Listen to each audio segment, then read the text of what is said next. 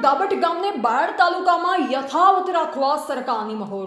અરવલ્લીમાં નવા 2 તાલુકા જાહેર કરવામાં આવ્યા હતા, જેમાં ભિલોડામાંથી શામળાજીને તેમજ બાયડમાંથી સાઠંબાનો તાલુકો જાહેર કરવામાં આવ્યો હતો, જેમાં બાયડ તાલુકાના ગાબટ ગામને સાઠંબા તાલુકામાં સમાવેશ કરાયો હતો। પરંતુ ગાબટના ગ્રામજનો બાયડ તાલુકામાં યથાવત રહેવા માંગતા હોય તેઓએ કેટલાય સમયથી આંદોલન શરૂ કર્યું હતું, જેના ફળ સ્વરૂપે તારીખ 31/1/2025ના રોજ કેબિનેટની બેઠક થઈ હતી, જેમાં ગાબટ તેમજ ભાઈપુરા, રસિયાના મુવાડા, પૂંછડીના મુવાડા અને પેથાપુર ગામને બાયડ તાલુકામાં યથાવત રાખવા મંજૂરી અપાઈ હતી, જે ગઈકાલે કલેક્ટરશ્રી દ્વારા જાહેર કરવામાં આવતા ગાબટ ગામમાં ખુશીનો માહોલ છવાયો હતો અને આખું ગાબટ ગામ હિલોળે ચડ્યું હતું અને આગેવાનોના સન્માનમાં ધામધૂમથી વરઘોડો કાઢવામાં આવ્યો। આ સફળતા મેળવવામાં આગેવાન શ્યામબાપુ, વિનયભાઈ પટેલ, સુરેશભાઈ સોની, હરેશભાઈ રાવલ, હેમંતભાઈ દરજી, રજતભાઈ પટેલ તેમજ ગ્રામજનોની એકતા રંગ આખરે લાવી હતી।